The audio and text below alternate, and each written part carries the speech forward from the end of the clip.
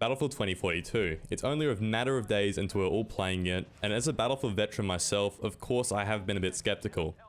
It is just boring though, just to criticize all the time without actually playing the game, and you can't really do it with confidence.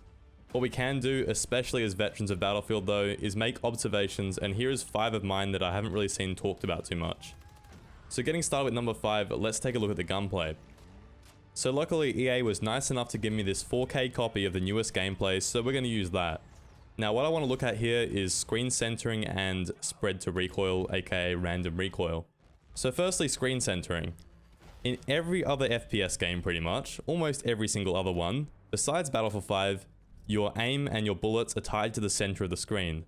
This just makes sense. In all other games you want to aim with the center of your screen, that's the whole thing a crosshair does. However, in Battlefield 5, your aiming is actually tied to your crosshair. So wherever your crosshair is, that's where your bullets are going to go.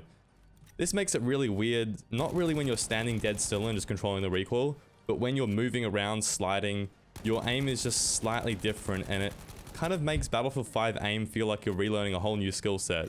This is not good for transferring between games.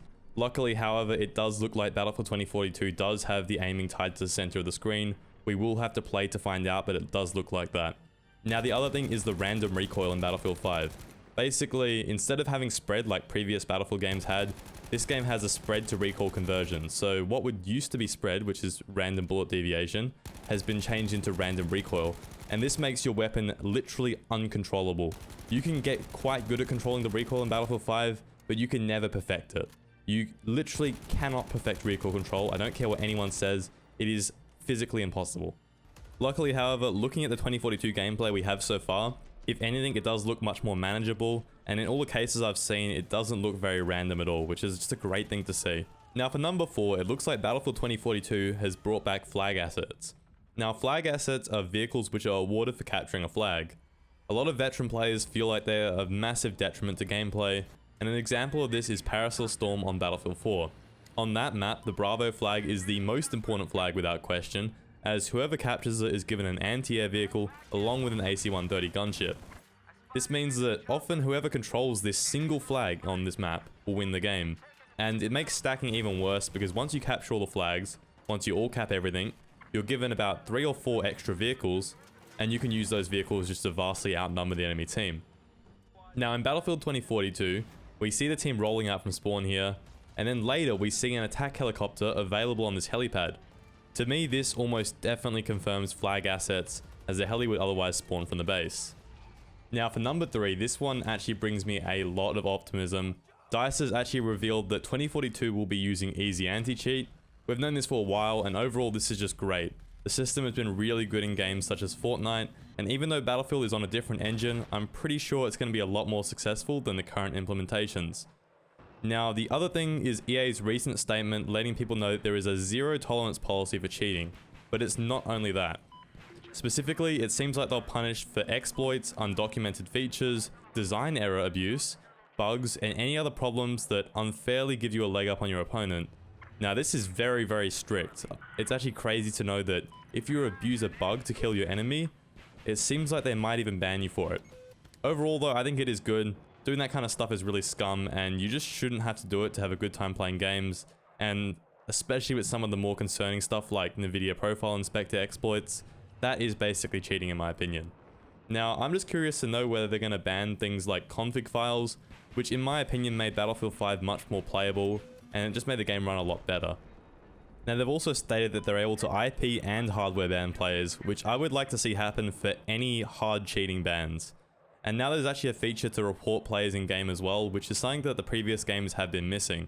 Better yet, if your report actually works and the player is banned, they'll let you know, which is just great because, I mean, sometimes when you are reporting these players, it feels like there's no one on the other end actually receiving the reports, and it feels like it does nothing. So at least if you get a notification that your report has actually worked, that is really, really good. Now, the only other thing I really want to see is a streamer mode for Battlefield 2042. I mean, I'm pretty sure every single Battlefield streamer can vouch here. Stream sniping is a huge issue, especially in this community, and it would be so rough to be one of those big guys. I think I heard Stody talking about it in a video. He said he basically stopped streaming Battlefield because there'd be groups of people who would come and ruin it for him. That really just should not be a thing, and I hope that DICE has some sort of answer for it in 2042. Now for number 2, we have a bit of a confusing one for me, and that is the system requirements for Battlefield 2042.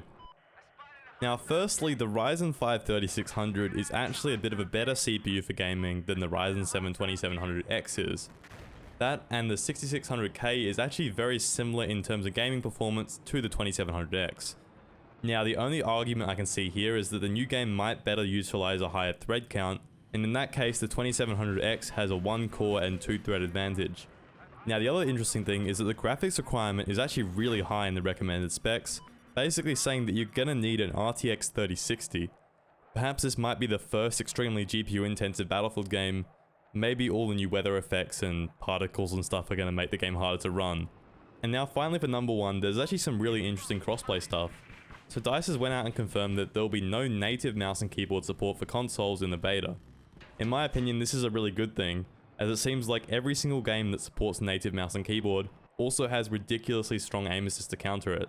Now this is something I really respect about the console community on Battlefield. It seems like you guys don't like overpowered aim assist and you don't like the game just aiming for you on its own. I remember when Snap Aim first got introduced to BF5 and there was just riots of people on Reddit all complaining about it, saying it was overpowered. Again, that's just super respectable that people actually like aiming for themselves still these days, because in games like COD it seems like people love to abuse that aim assist. Obviously there is a fine line that must be treaded when it comes to this stuff.